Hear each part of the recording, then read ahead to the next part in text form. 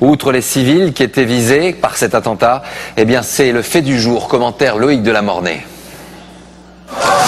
L'explosion a d'abord soufflé toute la rue, embrasant les véhicules et fauchant les passants. Mais sa puissance fut telle qu'elle a aussi ravagé très en hauteur les façades des immeubles. Le bilan est encore incertain. L'attentat s'est produit au cœur de Beyrouth, à l'heure de pointe. Tout l'immeuble où je me trouvais a été détruit. Dieu a sauvé ma vie, mais il ne reste plus rien, plus de fenêtres, plus de toit. L'attentat avait manifestement une cible et ne l'a pas manqué. Parmi les morts, on compte le général Wissam Al-Hassan. C'était le chef du renseignement des forces de sécurité intérieure libanaises. Ce musulman sunnite avait déjoué en août dernier des préparatifs d'attentat qu'il attribuait au régime syrien de Bachar el-Assad. Pour certains partis libanais, la signature de Damas ne fait aucun doute. Tout ce qui se passe dans la région est relié. Il est étrange d'ailleurs de voir qu'hier, le médiateur spécial de l'ONU demandait un cessez-le-feu en Syrie et qu'aujourd'hui se produit une explosion au Liban. Ça fait réfléchir. Le président Bachar al-Assad a envoyé ce message pour montrer que son régime pouvait faire ce qu'il voulait dans la région. Le général Al-Hassan se savait visé et avait envoyé sa famille par précaution à Paris. De Damas, le régime de Bachar el-Assad a officiellement condamné l'attentat. Et ce soir, les condamnations se multiplient. Le président français appelle à protéger le Liban de toute tentative de déstabilisation. Condamnation également des États-Unis et du Vatican ce soir. Et on va tout de suite prendre la direction de Beyrouth, retrouver notre consoeur Caroline Bourgeret. Bonsoir Caroline. Vous étiez à quelques centaines de mètres du lieu de l'explosion. Comment la population ce soir réagit à cet attentat ?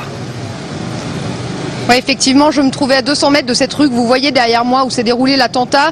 J'ai donc pu arriver avant même l'armée ou les secours. Des centaines de personnes couraient dans tous les sens, beaucoup de gens au sol en état de choc. Il faut dire que ça fait bien longtemps que la capitale libanaise n'avait connu d'explosion aussi violente. La technique de la voiture piégée a longtemps été une triste routine pour les Libanais pendant toute la guerre civile, mais aussi entre 2005 et 2008. Et c'est la peur ce soir, l'inquiétude de retrouver cette peur quotidienne qui règne sur Beyrouth. Mais pas seulement, il y a aussi la crainte de voir le conflit syrien dégénérer au Liban entre Libanais pro et anti-Assad. Et d'ailleurs, ce soir, des violences commencent à éclater un petit peu partout dans le pays. À Beyrouth d'abord, dans plusieurs quartiers sensibles, mais également dans la ville de Tripoli au nord où des tirs ont déjà été échangés, ainsi que dans la région de la Bekaa. L'armée libanaise se déploie donc dans tout le pays et multiplie les barrages pour tenter de contenir cette situation.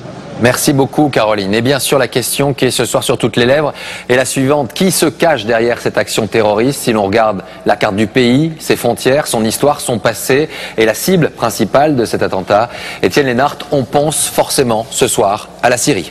Oui, bonsoir Laurent. Et il suffit de regarder la carte de cette région du monde pour comprendre. La Syrie et le Liban sont deux pays voisins. L'armée syrienne a longtemps occupé le territoire libanais. Une ville comme Damas, la capitale syrienne, est à 1 heure de route à peine de la frontière libanaise. Et une ville comme Homs, dont on parle souvent dans nos journaux, eh bien, est à quelques kilomètres seulement. Résultat, eh bien, après 19 mois de conflit en Syrie, ce conflit est en train de s'exporter. Les réfugiés s'exilent côté libanais. Il y a du trafic d'armes. Et puis, les communautés à l'intérieur du Liban s'opposent ou soutiennent le président Bachar el-Assad. Son principal soutien au Liban, c'est cet homme, un chiite comme lui, le cheikh Nasrallah du parti Hezbollah.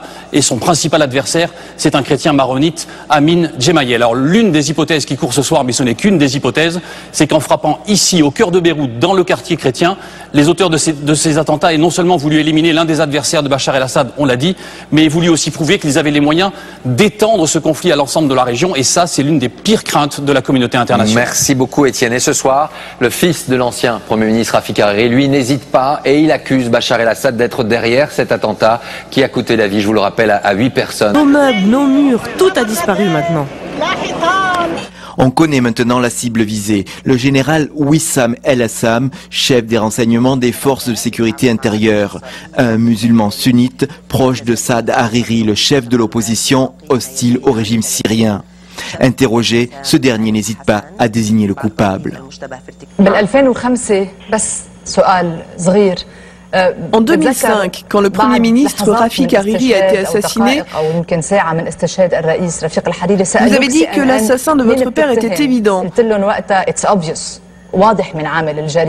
Aujourd'hui, pouvez-vous nous dire qui vous accusez? Bachar al-Assad. Plusieurs dirigeants de l'opposition sont sur la même ligne. Ils accusent Damas et rappellent que le chef des renseignements avait fait arrêter cet été un ex-ministre proche du régime syrien. De fait, le mode opératoire évoque une série d'assassinats de personnalités perpétrés entre 2005 et 2008. Les victimes étaient en majorité hostiles à la Syrie et son gouvernement a été soupçonné. Damas a néanmoins condamné l'attentat, un acte lâche et terroriste selon le ministre syrien de l'Information. Vendredi soir, des musulmans sunnites, la communauté du général Al-Assam, ont manifesté leur colère en bloquant quelques routes en plusieurs points du pays.